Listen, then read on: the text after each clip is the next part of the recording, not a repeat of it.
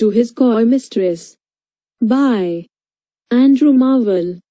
To His Coy Mistress is a cavalier poem written by the English author and politician Andrew Marvell.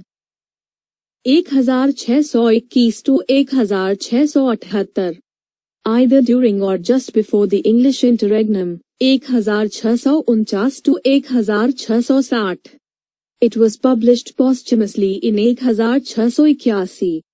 This poem is considered one of Marvell's finest, and is possibly the best recognized carpe diem poem in English.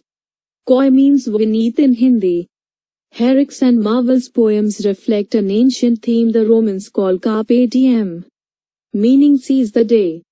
Carpe diem is a call to live life to the fullest right now. Let us eat and drink, for tomorrow we die. As the Roman poet Horace said. What does To His Coy Mistress mean?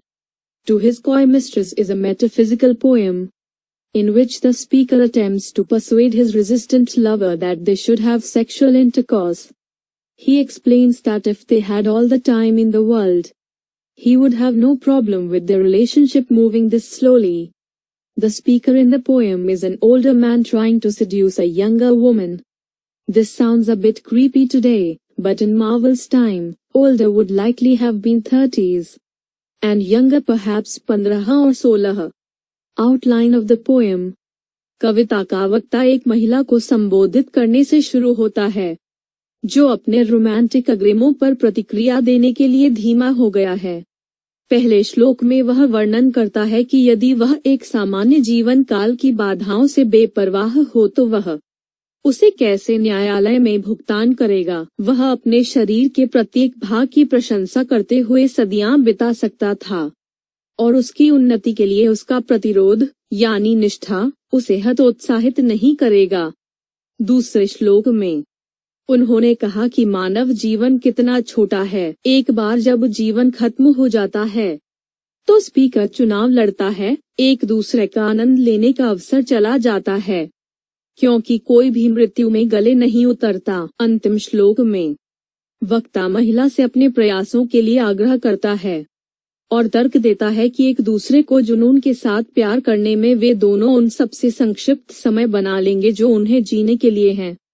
To His Coy Mistress is a metaphysical poem in which the speaker attempts to persuade his resistant lover that they should have sexual intercourse.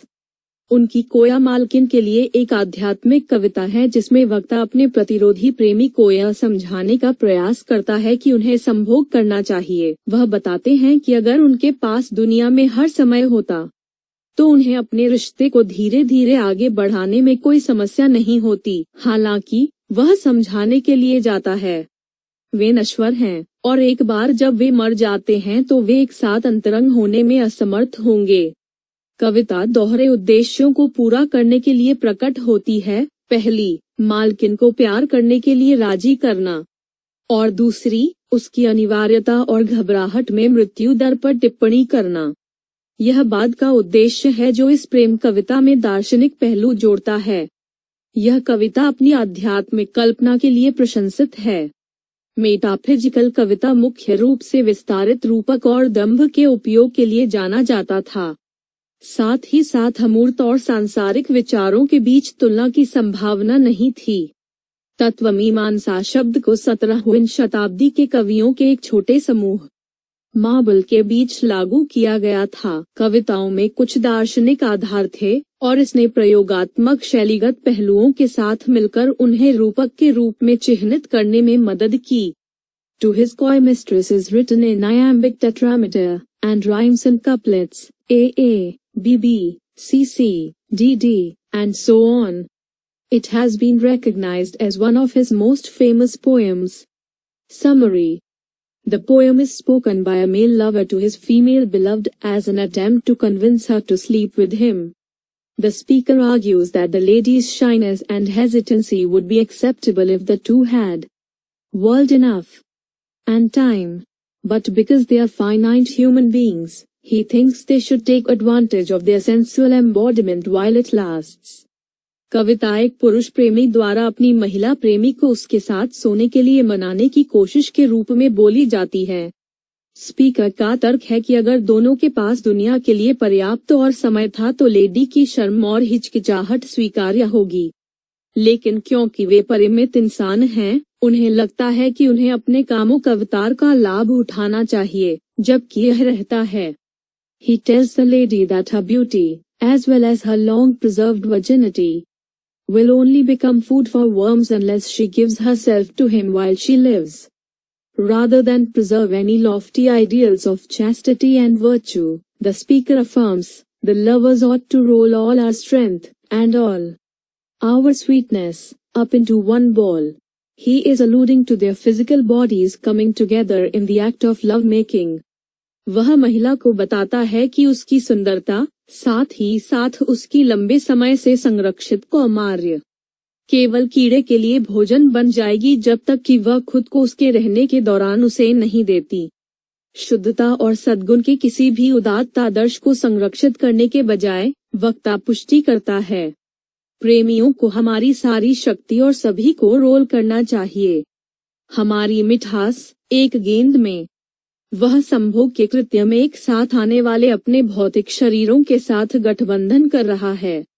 Let's look at the poem To His Coy Mistress by Andrew Marvell. Had we but world enough and time, this coyness, lady, were no crime. We would sit down and think which way to walk and pass our long love's day. Thou by the Indian Ganges side shouldst rubies find, I by the tide of Humber would complain. I would love you 10 years before the flood, and you should, if you please, refuse till the conversion of the Jews. My vegetable love should grow vaster than empires and more slow, and 100 years should go to praise thine eyes, and on thy forehead gaze. 200 to adore each breast, but 30,000 to the rest, an age at least to every part, and the last age should show your heart. For, lady, you deserve this state, nor would I love at lower rate. But at my back I always hear Time's winged chariot hurrying near, and yonder all before us lie deserts of vast eternity. Thy beauty shall no more be found, nor, in thy marble vault, shall sound my echoing song. Then worms shall try that long-preserved virginity, and your quaint honor turn to dust, and into ashes all my lust. The grave's a fine and private place, but none, I think, do there embrace.